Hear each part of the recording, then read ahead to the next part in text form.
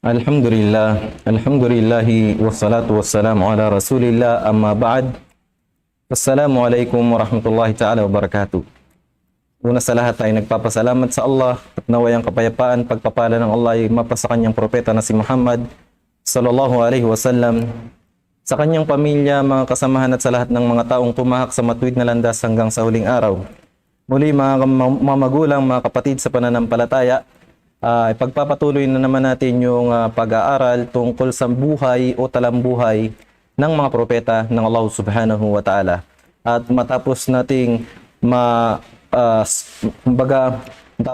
matunghayan ang buhay ni Adam alayhi salam at ang kanyang naging anak na si Sheth, halos hindi natin nabanggit yung kanyang talambuhay, at natapos natin yung kay Nuh alayhi salam at si Idris, at pagkatapos ay si Nuh alayhi salam, na halos nabanggit natin si Nuh alayhi salam at ang kanyang mga nasasakupan ay binigyan ng Allah subhanahu wa ta'ala ng pagsubok na halos nalipol o nalinis yung mga kufur o yung pagtatakwil sa Allah subhanahu wa ta'ala sa ibabaw ng lupa, dahil sa tulong ng Allah subhanahu wa ta'ala kay Nuh alayhi salam.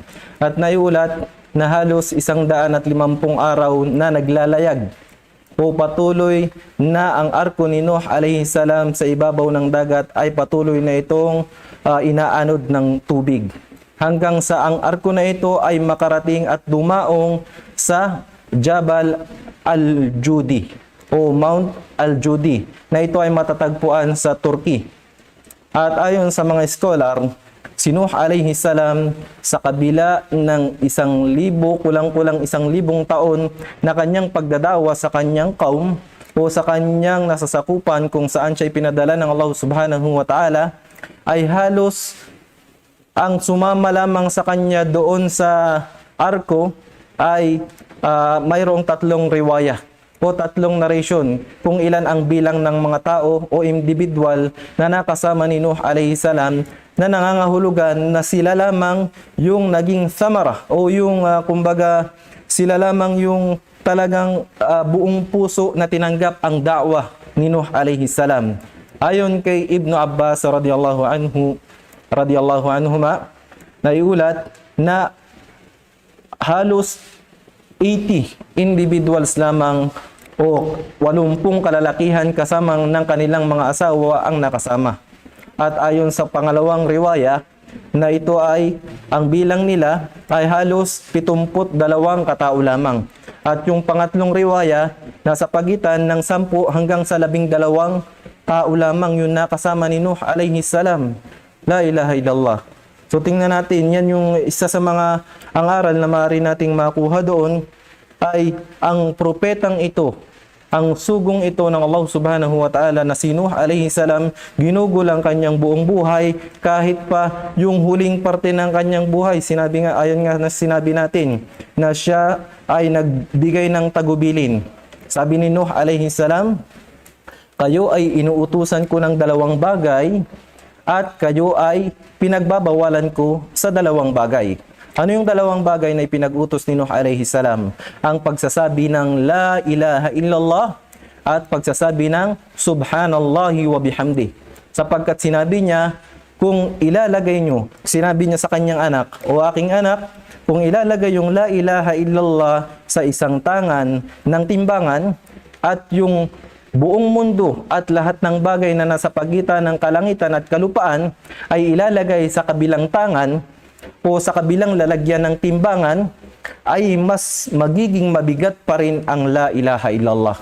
Yan ang sinabi ni Nuh alayhi salam. At pagsasabi ng madalas ng subhanallahi wa bihamdi. Ang kaluwalhatian ay para sa Allah at ang kadakilaan ay sa Kanya, sa Allah subhanahu wa ta'ala. At sinabi rin ni Nuh alayhi salam, bilang pagbabawal sa 2 bagay, pinagbabawal niya ang tinatawag na ash-shirk, al-kibru wa shirk.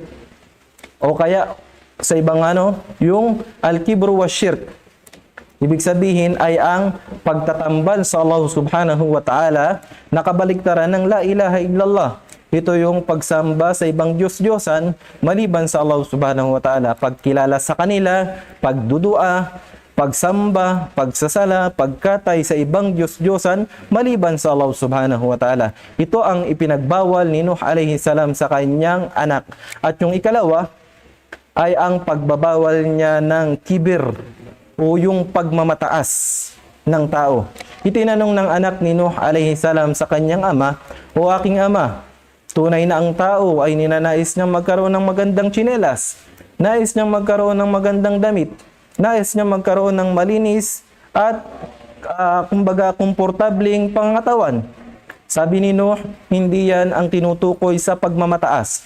Ang tinutukoy sa pagmamataas ay ang pagmamaliit sa mga tao at hindi pagtanggap ng katotohanan o tamang aral, lalong-lalo na tungkol sa pananampalataya. Ito ang da'wa ni Nuh alayhi salam. At pagkatapos nga nun, pagkatapos ng pagdating ng tufan o nung malaking alon o ng tubig na lumipol sa pagshishirk, ay nagsimula muli ang panibagong henerasyon ng mga mananampalataya. Ibig sabihin, ang kalupaan ay naging malinis mula sa shirk o pagtatambal sa Allah subhanahu wa ta'ala. Ang mga anak o yung mga anak ng angkan ni Nuh alayhi salam, sila ang nagpatuloy ng pamumuhay dito sa ibabaw ng lupa. At sila ay namuhay sa ibabaw ng tauhid o sa ilalim ng tauhid ng Islam, kaisahan ng Allah subhanahu wa ta'ala. Sila ay patuloy na naging komportable sa kanilang pamumuhay. Bakit? Dahil bumalik sa kanila yung fitrah, bumalik sa kanila yung likas na paniniwala na inilagay ng Allah subhanahu wa ta'ala sa bawat nilalang. Ito ay ang pagsamba sa iisang Panginoon, sa Allah subhanahu wa ta'ala, at ang paglayo sa ibang Diyos-Diyosan maliban sa Allah subhanahu wa ta'ala. Pero dahil nga mayroong kalaban itong tao na ito, itong nilalang ng Allah subhanahu wa ta'ala, ang mga tao, ay mayroong kumbaga bumalik pa rin yung pinakakalaban na ito. Walang iba kundi ang syaitan. Ang syaitan ay bumalik sa nasyon na tinatawag o tribo na tinatawag na Ad. Ang tribo ng Ad, ito ay matatagpuan sa mga ang bahay nila o yung tirahan ng tribo ng Ad ay yung mga Yungib o yung mga kuweba sa pagitan ng Oman at ng Yemen. Na halos ito ay yung kumbaga magiging boundary nito sa ibang jihad o ibang tawag dito posisyon ay yung Red Sea o yung dagat na kung saan nagkaroon ng history sa ating pananampalataya, kasama sa history ng ating pananampalataya. So yan, ito ang Qaum Ad o yung tribo ng Ad na dito ay bumalik ang syaitan upang ipakilalang muli sa kanila ang shirk o pagtatambal sa Allah subhanahu wa ta'ala. Sa paanong paraan? Sa pamamaraan ng nangyari sa buhay o sa kaum ni Nuh alayhi salam. Ang pagsamba sa mga anito, pagsamba sa Diyos-Diyosan, pagsamba sa ribulto. Bakit? Dahil doon sa kaum ni Ad, mayroong 3 idols o mayroong 3 ribulto, mayroong 3 mga sinamba maliban sa Allah subhanahu wa ta'ala, at ang kanilang mga pangalan ay Samad, Samud, at yung Hara, at si Hara. Ulitin natin yung 3 mga pangalan. Samad, Samud, Hara. Itong 3 ito ay pinakilala ng syaitan sa kaum ni Ad, at dahil sa ang mga ito ay kumbaga sumunod din sa panlilingnang ng ginawa ng syaitan, sinamba ang 3 ito tulad ng pagsamba ng nasyon ni Nuh alayhi salam sa mga naunang mga mabubuting tao sa kanilang henerasyon. So dahil doon mula sa pagiging malinis ng kanilang pananampalataya sa kaisahan ng Allah subhanahu wa ta'ala, ay nabatikan, nagkaroon ito ng dungis ng shirk o pagtatambal sa Allah subhanahu wa ta'ala. At yung kaum ni Ad, upang maintindihan natin kung sino talaga sila, yung tribo ng Ad, ito ay ang mga tribo na binigyan ng Allah subhanahu wa ta'ala ng kakayahan at binigyan ng Allah subhanahu wa ta'ala ng kalakasan sa kanilang mga katawan. La ilaha illallah. Sila ay matatangkad, napakalalaki ng mga tribo na ito. At ito yung tribo na halos dahil sa kanilang kakayahan, dahil sa kanilang biyaya ng Allah, dahil sa biyaya ng Allah subhanahu wa ta'ala sa kanila, sa halip na ito ay kanilang pakinabangan, anong nangyari sa kanila? Nauna sa kanila yung kibir, nauna sa kanila yung pagmamalaki, nauna sa kanila yung pagmamataas. Sa halip na sila ay sumunod sa Allah subhanahu wa ta'ala, pakinabangan sa kabutihan ang mga biyaya ng Allah subhanahu wa ta'ala, sila ay ang nagsimula ng pagsuway sa Allah subhanahu wa ta'ala. Ang mga malalakas sa kanila ay pinaparusahan ang mga mahihina. Binabaliwala ang mga mahihina. Pinapasinungalingan ang mga tao kapag sila ay nasa angkan ng mga mahihinang nasyon o tribo. La ilaha illallah. So dahil doon, at ang pinakamalaking kasalanan na ginawa nila ay yung pagtatambal nila sa Allah subhanahu wa ta'ala. Na sila ay nabuhay, na kumilala ng mayroong ibang Diyos maliban sa Allah subhanahu wa ta'ala. At tulad ng ginawa ng Allah subhanahu wa ta'ala sa kaum ni Nuh o sa henerasyon, sa nasyon ni Nuh alayhi salam, nagpadala din ang Allah subhanahu wa ta'ala ng sugo ng propeta sa tribo ng Ad na ito. At ito ay si Hud alayhi salatu wassalam. Si Hud alayhi salam, na sinabi ng mga muarrikhun, sinabi ng mga nagpapakilala at nag-aaral ng mga talambuhay history, ay si Hud alayhi salam, siya ay ika-4 na henerasyon mula sa angkan ni Nuh alayhi salam. Siya ay si Hud ibnu Salih, ibnu Shalih, ibnu Arfakshad, ibnu Sam, ibnu Nuh alayhi salam. Siya ay si Hud na anak ni Shalih, na anak ni Arfakshad, na anak ni Sam, na anak ni Nuh alayhi salatu wassalam. So ito yung propeta ng Allah subhanahu wa ta'ala na ipinadala sa isang nasyon na halos ibinigay sa kanila ng Allah subhanahu wa ta'ala ang kakayahan at mga pangangailangan ng tao dito sa ibabaw ng mundo. La ilaha illallah.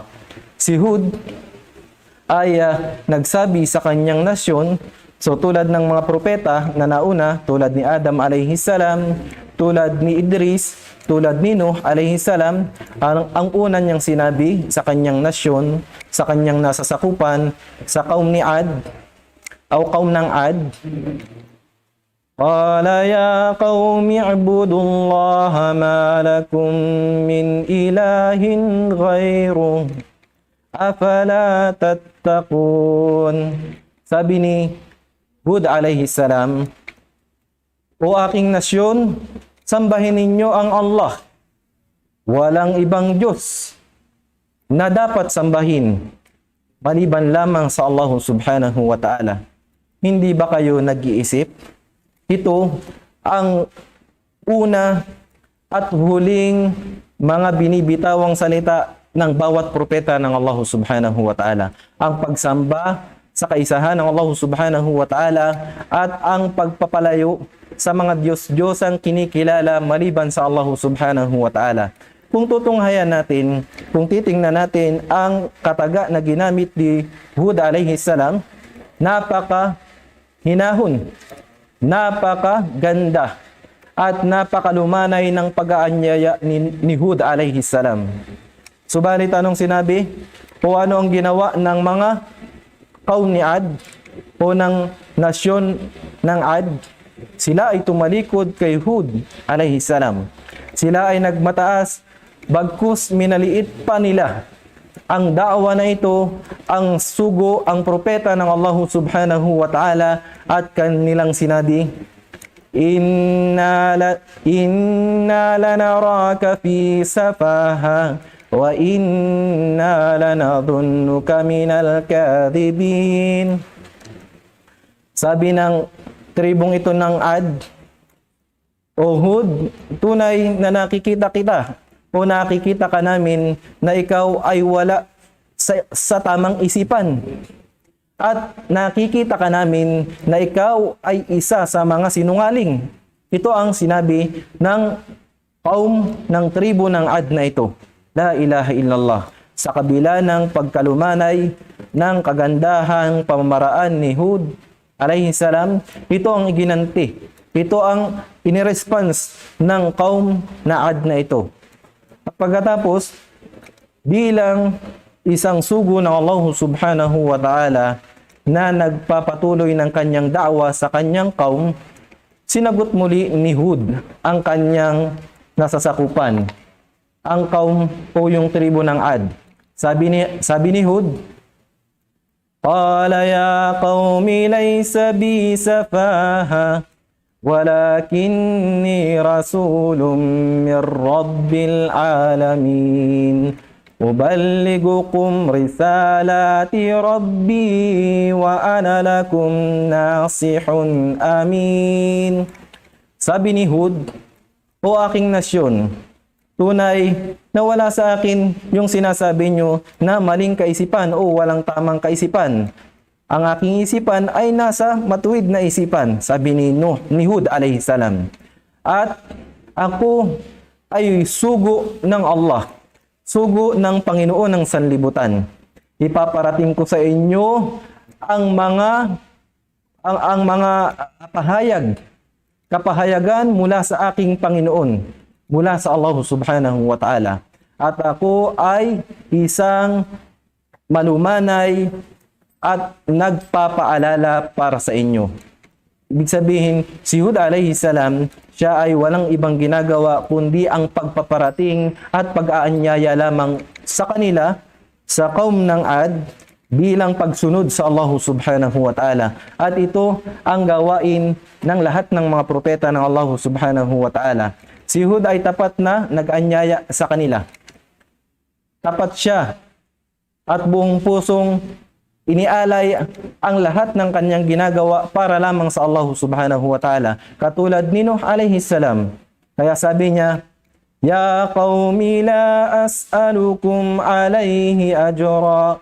Ya qawmi la as'alukum ajra. In ajriya illa ala alladhi fatarani afala ta'qilun. Sabi ni Hud, O aking nasyon, hindi ko kayo hihingan. Hindi ko kayo hinihingan ng kahit ano pa mang mga gantimpala. Tunay na ang gantimpala ko, ito ay manggagaling sa kung sino man ang lumalang sa akin.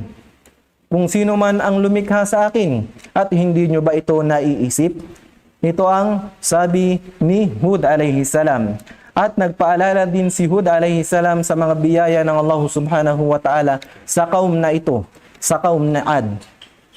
Tulad ng pagpapaalala ni Nuh alayhi salam.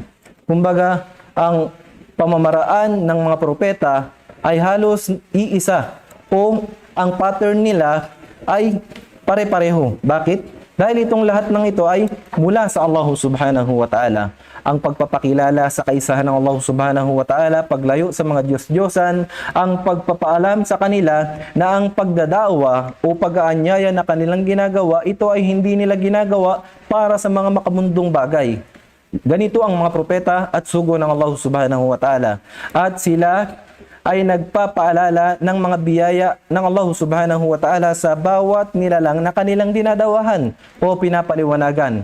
Sabi ni Hud alayhi salam, وَاذْكُرُوا إِذْ جَعَلَكُمْ خُلَفَاءَ مِنْ بَعْدِ قَوْمِ نُوحٍ وَزَادَكُمْ فِي الْخَلْقِ بَسْطَةً ila akhir al-ayah.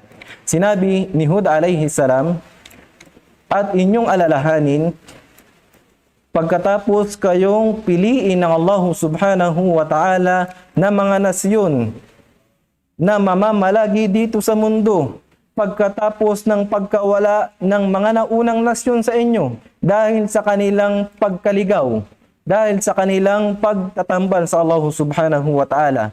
Mula sa kaum ni Nuh, di ba? Ano yung nangyari sa kaum ni Nuh?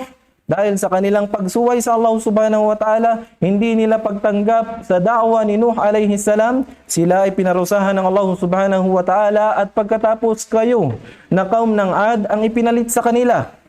Hindi ninyo ba ito naaalala?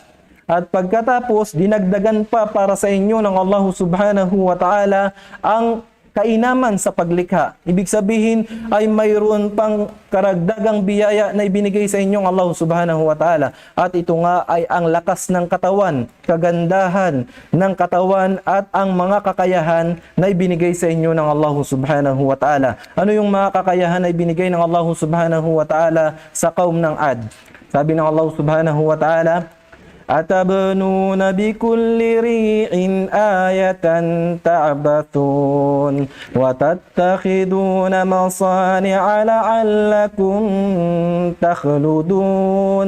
Sa pinakamalapit na kahulugan, yung aya na yun ay, kumbaga yung mga aya na yun tumutukoy sa mga biyayang ibinigay ng Allah subhanahu wa ta'ala sa kaum ng Ad o sa tribo ng Ad, kung saan ipinadala si Hud alayhi salam. Sabi ng Allah subhanahu wa ta'ala, at kayo ay lumilikha o kayo ay gumagawa sa bawat lugar na matataas ng mga palatandaan na makikita ang inyong kalakasan. Pero ito ay hindi para sambahin ng Allah subhanahu wa ta'ala. Itong inyong mga ginagawa ay para paglaruan o baliwalain ang mga biyaya ng Allah subhanahu wa ta'ala. At sinabi pa, at kayo ay gumagawa ng mga ito upang kayo ay manahan dito sa ibabaw ng mundo ng pangmatagalan. Inaakala nyo ba na itong mga ito ay ganito lamang?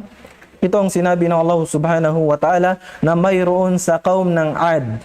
At binigyan sila ng Allah subhanahu wa ta'ala ng napakaraming mga anak. La ilaha illallah. Na binigyan sila ng Allah subhanahu wa ta'ala ng mga biyaya. Binigyan sila ng mga hindi mabilang na kainaman mula sa Allah subhanahu wa ta'ala. Muli, katulad ng, di ba, ginawa ni Nuh alayhi salam, nagdawa ng tauhid, kaisa ng Allah, paglayo sa shirk, binigay ang mga kainaman, ipinaalala yung mga kainaman na ibinigay ng Allah subhanahu wa ta'ala. Ano pa? Sinabi sa kanila na ang kanyang pagdadawa o ang kanyang pagpapalaganap sa kanila, pag-aanyaya sa kanila ay hindi dahil para makakuha sila ng antas sa lipunan o di kaya ay kayamanan. Dinagdagan pa ni Nuh alayhi salam at ganon din ni Hud alayhi massalatu wassalam ang kanilang pag-aanyaya ng pagbabalik loob. Tulad ng sinabi ni Nuh alayhi salam doon sa kanyang kaum, si Hud alayhi salam ay nag-anyaya din sa kanyang kaum, sa kaum ng Ad, na sila ay magbalik loob sa Allah subhanahu wa ta'ala. Sabi ni Hud, وَيَا قَوْمِ اسْتَغْفِرُوا رَبَّكُمْ ثُمَّ تُوبُوا إِلَيْهِ يُرْسِلِ السَّمَاءَ عَلَيْكُمْ مِدْرَارًا وَيَزِدْكُمْ قُوَّةً إِلَى قُوَّتِكُمْ وَلَا تَتَوَلَّوْا مُجْرِمِينَ. Sabi ng Allah subhanahu wa ta'ala sa pinakamalapit na kahulugan, ayon sa kung papaano inanyayaan ni Hud ang mga nasasakupan niya kung papaano magbalik loob sa Allah. O aking nasyon, kayo ay humingi ng tawad, kapatawaran sa Allah subhanahu wa ta'ala. Kayo ay magsisi sa Allah subhanahu wa ta'ala, sa inyong Panginoon, at pagkatapos kayo ay magbalik loob sa Kanya. Ipapadala ng Allah subhanahu wa ta'ala ang biyaya mula sa kalangitan. At ito nga yung ulan. La ilaha illallah. At dadagdagan pa para sa inyo ng Allah subhanahu wa ta'ala ang inyong lakas. Mula sa lakas na inyong nararamdaman at inyong pagmamayari na ibinigay sa inyo ng Allah subhanahu wa ta'ala sa ngayon, at huwag kayong makasama doon sa mga taong nandaya. Sino yung mga taong nandaya? Mga taong biniyayaan ng Allah subhanahu wa ta'ala ng halos hindi mabilang na biyaya, pagkatapos sila ay kumikilala ng ibang nilalang, na doon sila nagpapasalamat, doon sila humihingi ng tulong kapag sila ay nagkaroon ng pangangailangan, at doon sila sumasamba. Ito ang mga taong naging makasalanan sa Allah subhanahu wa ta'ala. Dinaya nila ang kanilang sarili at dinaya nila ang Allah subhanahu wa ta'ala, kahit pa alam natin na walang makadadaya sa Allah subhanahu wa ta'ala. So di sila nakinabang yung kaum na ipinadala, kung saan ipinadala ng Allah subhanahu wa ta'ala si Hud, which is yung Ad o yung tribo ng Ad, ay hindi nakinabang sa biyaya ng Allah subhanahu wa ta'ala. Hindi nila napakinabangan ng husto yung kanilang kalakasan, hindi nila napakinabangan ng husto yung kagandahan ng katawan, at maging yung kaisipan na ibinigay sa kanila ng Allah subhanahu wa ta'ala ay hindi nila napakinabangan. Bakit? Dahil sa halip na tanggapin nila ang paanyaya at paalala ni Hud alayhi salam, sila ay nagmatigas. Sabi nila, "O Hud, sawa'un alayna awa'adta am lam takum minal wa'idin. In hadha illa khuluqul awwalin wa ma nahnu bimu'adzabin." Ang kaum na ito o yung Ad ay hindi nakinabang sa biyaya ng Allah subhanahu wa ta'ala na pagpapadala ng sugo. Yung awa ng Allah subhanahu wa ta'ala sa kanila ay kanilang binaliwala. Sinabihan nila si Hud, "O Hud, tunay na pareho lamang ang mangyayari. Kung kami ay paalalahanan mo o hindi mo man kami paalalahanan, pareho lamang ang mangyayari.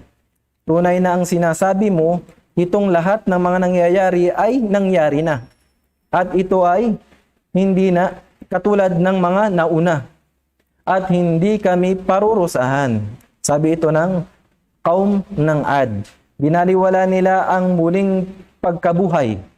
Binaliwala nila yung pagkabuhay na muli. Inaakala nila na sila ay hindi muling bubuhayin ng Allah subhanahu wa ta'ala. Binaliwala nila ang kakayahan ng Allah subhanahu wa ta'ala na lumikha sa kanila sa pinakamainam at pinakamalakas na sitwasyon ng pagkakalikha ng tao dito sa ibabaw ng mundo, na siyang mayroong kakayahan na magbalik muli ng isang tao mula sa kamatayan tungo sa pangalawang buhay, kung saan lilitisin ang bawat nilalang. Kung kabutihan ng kanilang mga ginawa, ay bibigyan ng Allah subhanahu wa ta'ala ng gantimpalang paraiso. At kung kasamaan naman ang kanyang ginawa sa ibabaw ng lupa, pagkawala ng galang o kawalan ng galang sa mga propeta at sugo ng Allah subhanahu wa ta'ala, wala silang ibang matutunghayan sa araw ng muling pagkabuhay, kundi ang parusa ng Allah subhanahu wa ta'ala sa impyerno, na ito ay ipinangako ng Allah subhanahu wa ta'ala sa mga pasaway, sa mga nagtakwil sa biyaya ng Allah subhanahu wa ta'ala. So ito ay nagpatuloy hanggang sa halos katulad ng pangyayari sa buhay ni Nuh alayhi salam, halos lahat ng jihad o lahat ng sitwasyon na tingnan ni Hud alayhi salam ay halos pangmamaliit, pagtatawag sa kanya ng sinungaling, pagtatawag sa kanya na siya ay nababaliw, nawawala sa tamang kaisipan, hanggang sa siya ay humiling sa Allah subhanahu wa ta'ala. Si Hud alayhi salam ay naging matibay sa kanyang pagdadawa, at siya ay nagtawakkul, umasa ng lubos sa Allah subhanahu wa ta'ala. Ito yung baon ng bawat daiya dapat. Ang pagkakaroon ng tawakkul. Anong ibig sabihin ng tawakkul? Ito ay ang pag-asa ng tunay at tapat sa Allah subhanahu wa ta'ala na siyang gagabay kung sino man ang naisin niyang gabayan at papabayaan ang mga taong hindi makikinig sa kanilang mga tainga, sa kanilang mga puso at hindi titingnan ang mga aya ng Allah subhanahu wa ta'ala. Ito si Hud alayhi salam, ang naging lubos na umaasa sa kanyang Panginoon. Tulad din ni Nuh alayhi salam at ganun din si Idris alayhi mussalatu wasalam. So alhamdulillah, nilinaw ni Hud alayhi salam ang kanyang sitwasyon sa kanyang nasasakupan.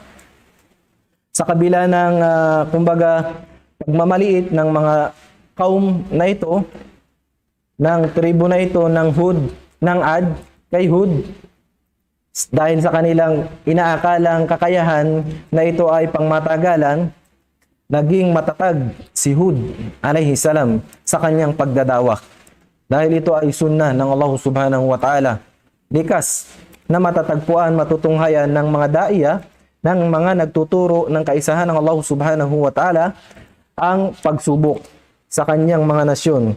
Nilinaw ni Hud alayhi salam ang kanyang paglayo at pagtanggi sa mga idolo, sa mga Diyos-Diyosan na sinasamba ng mga ito.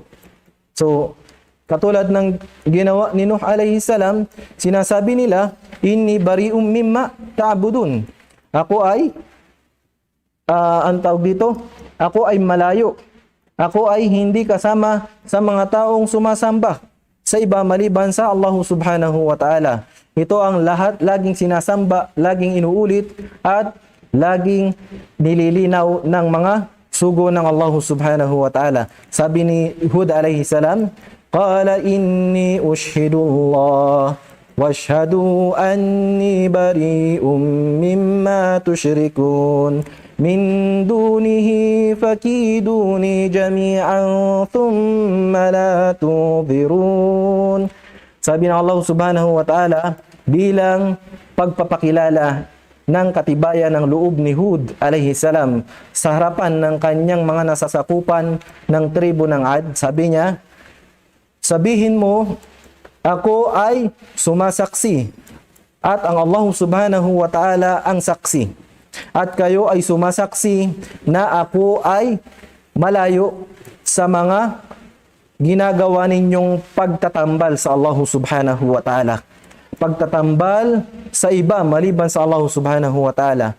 At hinamon pa ni Hud ang tribong ito ng Ad. Sabi niya, at gawin nyo, pagplanuhan nyo ang lahat ng mga bagay na kaya nyo, na inaakala nyo na maaari nyong magawa para sa akin, kayong lahat. At huwag kayong magdadalawang isip. Ito yung sinabi ni Hud sa kanila. Pero ano yung sabi nila? Ano pa yung sabi ni Hud? Fa'ajmi'u amrakum wa syuraka'akum inni tawakkaltu 'ala Allahi rabbi wa rabbikum ma min dabbatin illa huwa akhidhun binasiyatiha inna rabbi 'ala siratim mustaqim. Sabi ni Hud, pagsama-samahin ninyong lahat ang inyong mga kayahan at maging yung mga pinagtatambalan ninyo. Tunay na ako ay lubos na umaasa sa Allah subhanahu wa ta'ala, ang aking Panginoon na Panginoon din ninyo. Walang mga nilalang dito sa ibabaw ng mundo, maliban na lamang na sila ay umaasa sa Allah subhanahu wa ta'ala. Tunay na ang Allah, siya ang matutunghayan natin, siya ang nasa matuwid na landas. Ang pagsamba sa Kanya, ito lamang ang makapagliligtas sa atin dito sa ibabaw ng mundo at ganun din sa kabilang buhay. At sinabi rin ni Hud alayhi salam, wala tadurrunahu shay, inna rabbi ala kulli shay'in hafidh. Wa yastakhlifu rabbi qauman ghayrakum wala tadurrunahu shay'a, inna rabbi ala kulli shay'in hafidh. Sabi niya, pagkatapos ninyong maging pasaway, alam natin kung ano yung nangyari sa kaum ng Nuh alayhi salam o sa nasasakupan ni Nuh alayhi salam. Sila ay nilipol ng Allah subhanahu wa ta'ala dahil sila ay nagpasaway. Maaring ganito rin ang mangyari sa inyo. At lilikha muli ang Allah subhanahu wa ta'ala ng mga nilalang pagkatapos ninyo. At ito ay hindi makakadulot ng masama sa Allah subhanahu wa ta'ala. Ang paglipol sa mga pasaway, sa mga tao na hindi sumunod sa Allah subhanahu wa ta'ala, sa kabila ng pagpapadala ng Allah subhanahu wa ta'ala ng paalala mula sa mga sugo, propeta at mga mabubuting tao, ito ay hindi ikasasama kailanman ng Allah subhanahu wa ta'ala. Tunay na ang Allah, siya ang nakaalam at siya ang may-ari sa lahat ng bagay na nangyayari dito sa ibabaw ng mundo. Alam niya kung ano yung makakabuti sa atin, alam niya kung ano yung makakasama. Alam niya na ang pagsamba sa Diyos-Diyosan na ginagawa ng iba sa panahon natin ngayon, na ito ang dahilan nito ay yung pagsamba sa panahon ng Nuh at panahon ng kaum ng Ad. Ito yung pinanggalingan ng shirk o pagtatambal sa Allah subhanahu wa ta'ala, dahil doon nagpadala ang Allah subhanahu wa ta'ala ng awa sa kanila, ng propeta. Pero sila ay naging matigas sa kanilang puso at isipan. Sa halip na tanggapin ang dawa, sa halip na tanggapin ang biyaya ng Allah subhanahu wa ta'ala, ang awa ng Allah, sila ay nagmatigas. At ang ilan sa kanila ay minamadali pa nila ang parusa mula sa Allah subhanahu wa ta'ala. Sabi nila, قالوا أجئتنا لنعبد الله وحده ونذر ما كان يعبد آباؤنا فأتنا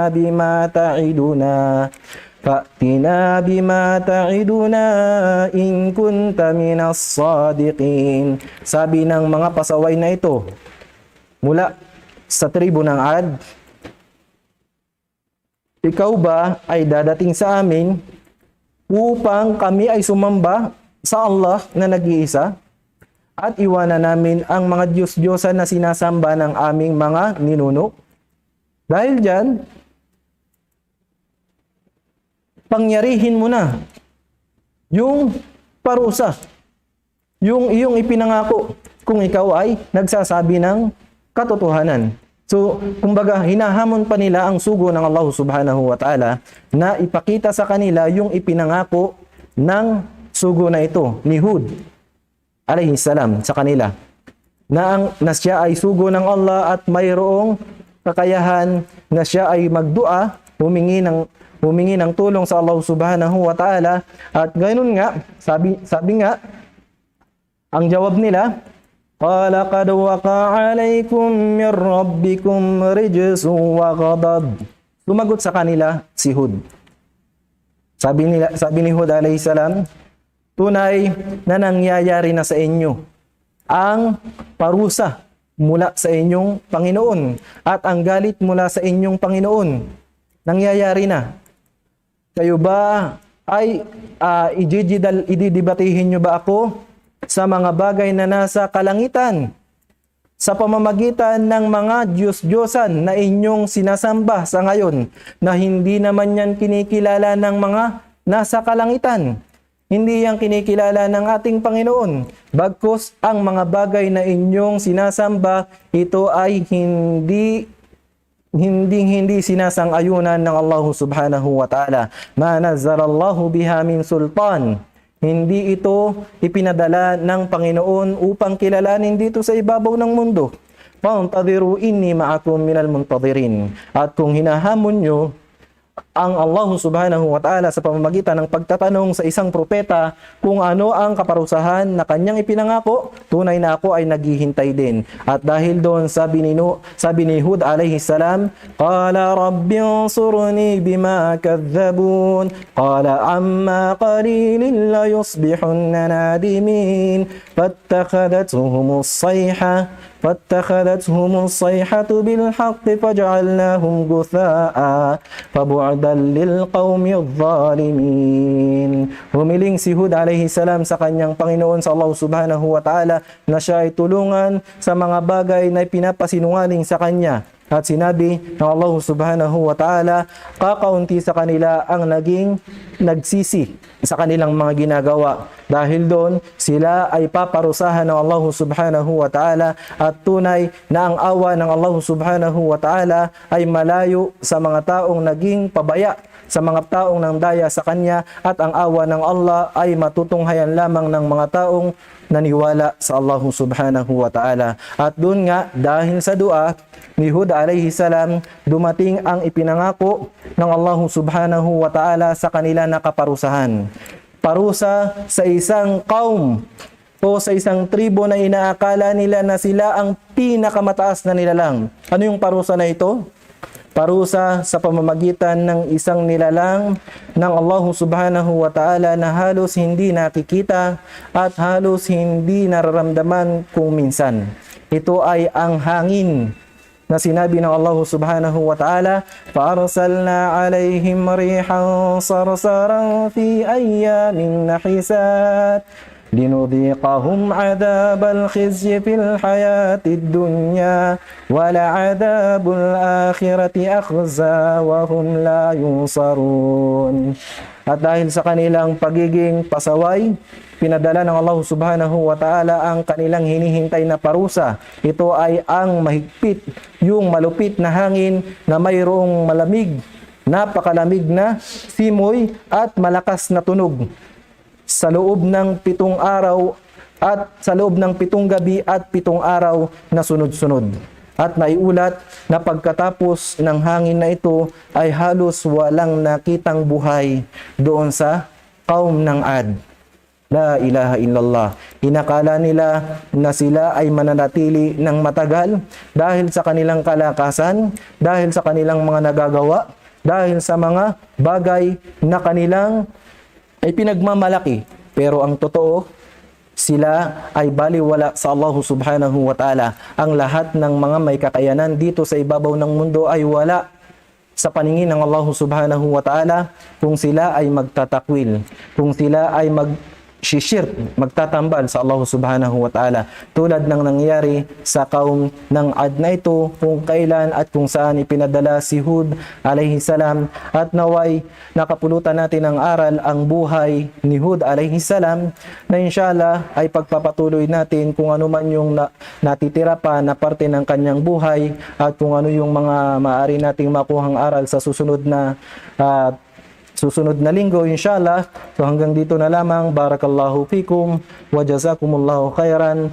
wa akhiru da'wana alhamdulillahi rabbil alamin. Assalamu alaikum warahmatullahi ta'ala wabarakatuh. Allahu akbar, Allahu akbar,